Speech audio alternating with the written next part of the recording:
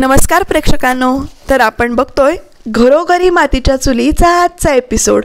तर आजच्या एपिसोडची सुरुवात आणि शेवट इमोशनलच झालाय, पण तरीसुद्धा आजचा एपिसोड खूप छान आहे बरं का प्रेक्षकांनो। तर इथे बघा नानासाहेब आलेले आहेत आणि म्हणतात की सत्य सगळ्यांना सांगायची वेळ आता आलेली आहे आणि मी ते सत्य आज सांगणार आहे। सुमित्राई म्हणतात की सत्य सांगू नका वगैरे अडवायचा प्रयत्न करतात, पण ते नानासाहेब खंबीर असतात आणि म्हणतात पार्वती ही माझी पहिली बायको आहे। पहिली बायको हा शब्द ऐकल्यानंतर इथे शर्वरीचे डोळे मोठे झालेत आहेत, त्याचबरोबर ऋषिकेशला सुद्धा इथे धक्का बसला आहे आणि नानासाहेब इथे पुढे सांगतायत की हा तो फोटो आहे, लग्नातला फोटो जो जानकीने बघितला होता आणि हिम्मतराव पार्वतीचे बंधू आहेत असं इथे ते सांगतात। सगळ्यांचे डोळे इथे मोठे होतात, सगळ्यांना धक्का बसतोय की हे नेमकं काय प्रकरण परत चालू आहे, नवीन काहीतरी आपल्यासमोर आलं आहे। आणि नंतर इथे नानासाहेब म्हणतात की हा पार्वतीचा आणि माझा लग्नातला फोटो आहे। पार्वतीनं आमच्याकडून वचन घेतलं होतं की तिच्या मुलग्यापर्यंत हे सत्य पोहोचू नये म्हणून, आणि म्हणून इतके दिवस आम्ही हे सत्य लपवलं होतं। तर हा जो फोटो आहे तोच जानकीनं आश्रमात बघितला होता, कारण हिम्मतराव हे पार्वतीचे भाऊ आहेत। आता मुलगा आहे असं म्हटल्यावर शर्वरी म्हणते काय तुम्हाला मुलगा आहे वगैरे।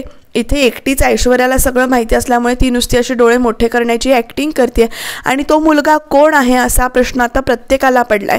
सुमित्राईला मात्र टेन्शन आलं की आता ऋषिकेश तिच्यापासून लांब जाईल की काय अशी भीती तिला वाटते प्रेक्षकांनो इथे।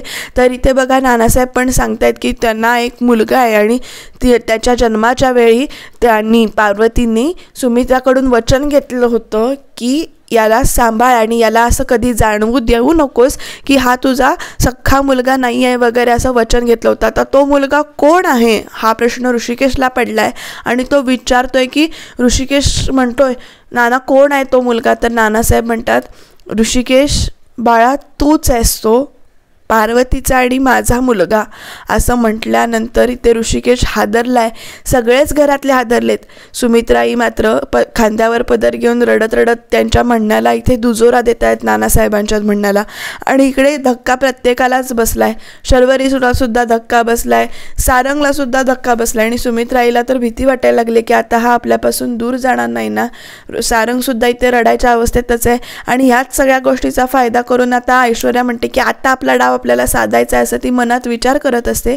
सगळ्यांना इथे शॉक बसलाय, म्हणजे ऋषिकेश तुमचा आणि पार्वती आईचा मुलगा आहे म्हणजे सुमित्राईचा मुलगा नाही।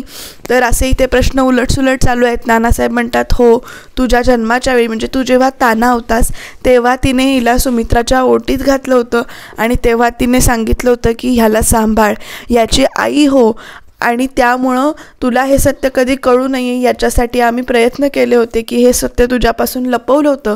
तुला सांगितलं नव्हतं की सुमित्राई तुझी खरी आई नाही आहे म्हणजे सावत्राई आहे वगैरे, हे तुला सांगितलं नव्हतं।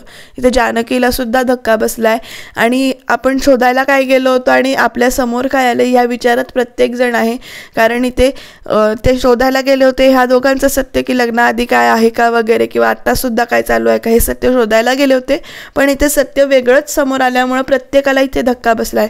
जेव्हा ऋषिकेशला कळतंय की आपण सुमित्राईचा मुलगा नाही आहे, पार्वती आईचा मुलगा आहे, हे कळल्यानंतर तर त्याला असं क्षणभरासाठी तो हादरतोयच, त्याचे पाय लटपटतात, प्रत्येकाच्या चेहऱ्यावर इथे टेन्शन आलेलं आहे आणि त्यामुळं असं वातावरण तणावपूर्ण झालेलं आहे इथे थोड्या वेळासाठी।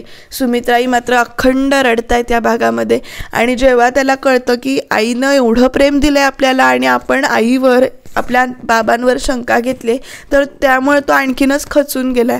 इथे सुमित्राई हो म्हणतायत, सगळी परिस्थिती मान्य करतायत की हो की तुझा मुलगा तू पार्वती आईंचा मुलगा आहेस वगैरे इथे मान्य करतायत। आणि जेव्हा तो सुमित्राईंनी मान्य केलेलं बघतो तेव्हा त्याचे पाय जरा कमी लडपडलेत, सगळे त्याला धीर द्यायला उभे आहेत प्रेक्षकांनो, पण तरीसुद्धा तो इथे खचून गेलाय। नानासाहेब म्हणतात तू असा खचून जाऊ नयेस म्हणून इतके दिवस तुला हे सत्य सांगितलं नव्हतं, तुझ्यापासून हे सत्य लपवण्यात आलं होतं, कारण या घरामध्ये आपण प्रेमाने राहतो, आपलं घर एकत्र आहे।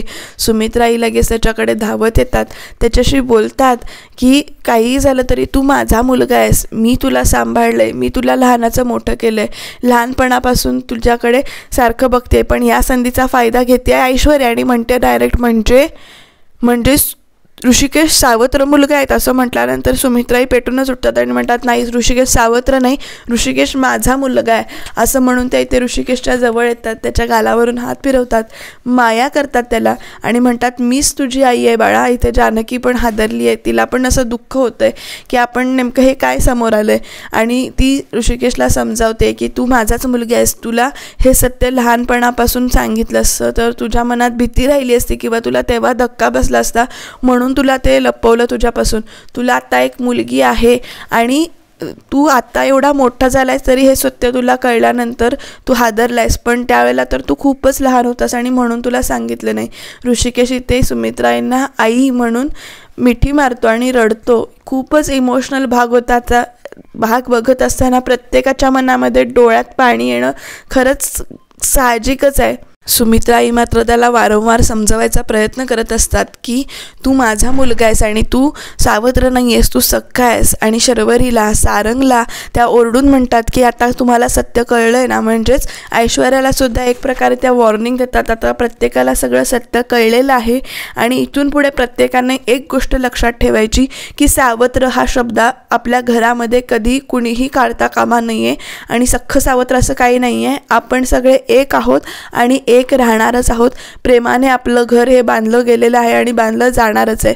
पण तरीसुद्धा इथे ऋषिकेशचं मन खतखत आहे. तो म्हणतोय की मी पार्वती आईंवर आणि नानासाहेबांवर शंका घेतली, कधीही न बघितलेल्या माझ्या आईवर मी शंका घेतली, नानासाहेबांवर मी शंका घेतली, मी असं करायला नको होतं असं तो इथे म्हणतोय. प्रत्येकजण आजच्या भागामध्ये इमोशनल झाला आहे शिवाय ऐश्वर्या सोडून. ऐश्वर्याला मात्र काडीचाही फरक पडत नाही आहे आणि आजीला तर त्याहून पडत नाही आहे. आजी पण बघा कशी बघते की आता नेमकं हे काहीतरी बोलतील किंवा काहीतरी होईल म्हणून आजी इथे वाट बघते आणि ऐश्वर्यासुद्धा वाट बघते, पण ही गोष्ट काही घडत नाही आहे. पण पुढे बघू काहीतरी यांचा प्लॅन असेल की काहीतरी केलं जाईल यांच्यामार्फत.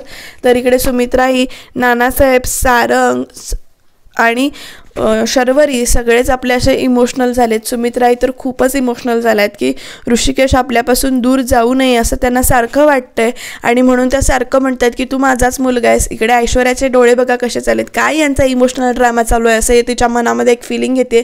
आणि कधी संपायचा हा, ती सुद्धा रडण्याचं नाटक करते बरं का प्रेक्षकांनो. पण इथे तिला कितीपत जमतंय बघूया. ऋषिकेश असा खूपच असा हादरलाय, खूपच पॅनिक झाला आहे तो. इथे धक्का बसला आहे त्याला खूप मोठा, त्यामुळं तो खूप असा खचून गेला इथे. त्यामुळे इथे सुमित्राई शेवटी सांगतात की नाही, हे असं नाही आहे, सावत्र सख्ख काही करायचं नाही आहे, आपण एकत्र आहोत म्हणून ते असं चिडून इथे सांगतायत. सत्य कळायचं होतं ते कळलं आहे ना प्रत्येकाला असं त्या इथे सांगतायत. नानासाहेब जेव्हा सांगत असतात की ऋषिकेश पार्वतीचा मुलगा आहे आणि सुमित्राचे मुलगे म्हणजे कोण कोण, तर सौमित्र, सारंग, शर्वरी हे सुमित्राचे बाळ आहेत असं म्हटल्यानंतर प्रत्येकाच्या चेहऱ्यामध्ये केवढा धक्का बसलेला दाखवला होता प्रेक्षकांनो. आणि एकंदरीत काय खूपच इमोशनल पार्ट आजचा होता.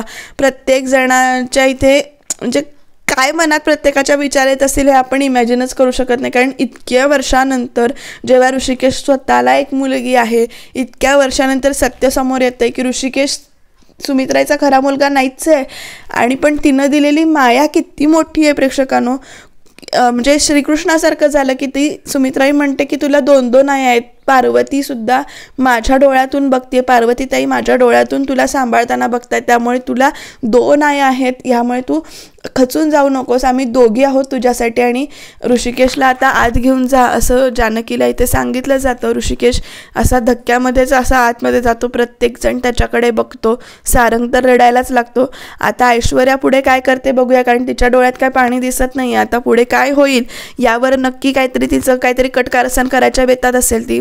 जानकीसुद्धा ऋषिकेशच्या मागोमाग जाते, त्याला सावरायला जाते आणि सुमित्राईंना इथे नानासाहेब धीर देतात आणि सांगतात की मी तुझ्याबरोबर आहे. त्या सुमित्राईंना सुद्धा इथे प्रचंड धक्का बसला. त्यांच्या मनामध्ये भीती आहे की पोरकेपणाची जाणीव किंवा परकेपणाची जाणीव येऊ नये, इतके दिवस म्हणून हे सत्य लपवलं होतं. तर नानासाहेब सुद्धा सुमित्राईंच्या हातात घेऊन त्यांना रूममध्ये घेऊन जातात. शर्वरी पण इथे डोळे पुसते. आता माझ्या मते यांचं टार्गेट शर्वरी असण्याची शक्यता आहे. बघूया पुढे काय होतं ते. तर ऋषिकेश रूममध्ये येऊन बसलाय, रडतोय. जानकी त्याला धीर देते, असं आवरती आहे. ऋषिकेश म्हणतो सगळं बदललं ना गं एका घटक्यात. आपण कुठल्यासाठी कारणासाठी शोधत होतो आणि आपल्या डोळ्यासमोर काय आलं. मी नानासाहेबांच्या समोर कसा जाऊ, आता कोणत्या तोंडानं मी त्यांच्या समोर जाऊ असं म्हणतो. आणि मी आता जेव्हा आई म्हणून आईला हाक मारेल किंवा मी सुमित्राई म्हटलं ग आज बोलताना, आत्तापासूनच माझ्या मनामध्ये विचार यायला लागले की म्हणजे मला 2 आई आहेत वगैरे. आणि इथे जानकी त्याला समजावायचा प्रयत्न करत असते की काही बदललेलं नाही आहे, फक्त आपल्याला सत्य कळलं आहे आणि जे आहे ते पूर्वीसारखंच आहे, सुमित्राई आपल्या आईच आहेत असं वगैरे तिथे समजत असते. पण ऋषिकेश म्हणतो की आता माझ्या डोळ्यासमोर आई म्हणून हाक मारत असताना पहिल्यांदा पार्वती आईंचा चेहरा डोळ्यासमोर येणार ग, मी हे काय करून बसलो. आपण काय करतो, तो आई सत्य सांगू नये म्हणजे सत्यसमोर येऊ नये म्हणून समजवायला आली होती आणि आपणच परत तिला पुरावे देत बसलो, हे सगळं काय घडलं आहे आपल्या हातून असं तो इथे म्हणतो. खूपच रडतोय तो. जानकी त्याला धीर द्यायचं काम करते. आता हा ऋषिकेश त्यातनं या सगळ्या घटनेतनं कधी सावरेल हे फक्त आपल्याला बघायला पाहिजे. आणि नंतर पुढे ऐश्वर्या नेमकं काय करते आपल्याला ते पण बघता येईल, कारण कारस्थानं करणं तर काय थांबणार नाही आणि कारस्थानं जर थांबली तर सिरियल थांबेल. त्यामुळे नक्कीच काहीतरी पुढे ह्यातनं खूप मोठं त्याने प्रकरण करतील किंवा प्रॉपर्टी इस्टेट या सगळ्याच्या गोष्टीवर वगैरे जातील. ते कसे जातात ते आपण बघितलं पाहिजे. तर इथे दोघं समजावत आहेत एकमेकाला. पण या घटनेतनं ना आईचं प्रेम माया किती अफाट आहे. आजपर्यंत त्याला तो स्वतः म्हणतो की मला जाणीवसुद्धा करून दिली नाही. जे काही आणायचं असतं म्हणजे कपडे असतील, खाऊ असतील, खेळणी असतील, तेव्हा मला पहिलं दिलं जायचं लहान असताना घरामध्ये. आईने आजवर माझ्यावर खूप प्रेम केले, सारंग सौमित्रापेक्षा सुद्धा माझ्यावर खूप जास्त प्रेम केले आणि आज हे काय कळलं आपल्याला म्हणून तो असं इथे खूपच रडायला लागलाय. तर उद्याच्या भागामध्ये प्रेक्षकांनो आजी परत ऐश्वर्याला सांगते की सावत्र हा शब्द घरात घेता कामा नये. तर ऐश्वर्या म्हणते शब्द न घेता सुद्धा हा शब्द कसा घुमत राहील घरामध्ये हे मी बघेन. आणि इकडे सुमित्राई म्हणते की आता परकेपणाची जाणीव आलेली आहे आणि हेच व्हायला नको होतं मला. तर उद्याच्या भागात प्रेक्षकांनो ऐश्वर्या इथे काहीतरी बोलतीये आणि ती सारंगविषयी इथे काहीतरी बोलत असते आणि त्यामुळे ऋषिकेशच्या मनामध्ये प्रश्न येतो की आपण अन्याय केलाय का सारंगवर वगैरे, आणि तो काय विचार करतोय. आणि जानकीला बहुतेक इथे समजले की नेमकं प्रकरण काय आहे ते. बघूया पुढे काय होतंय.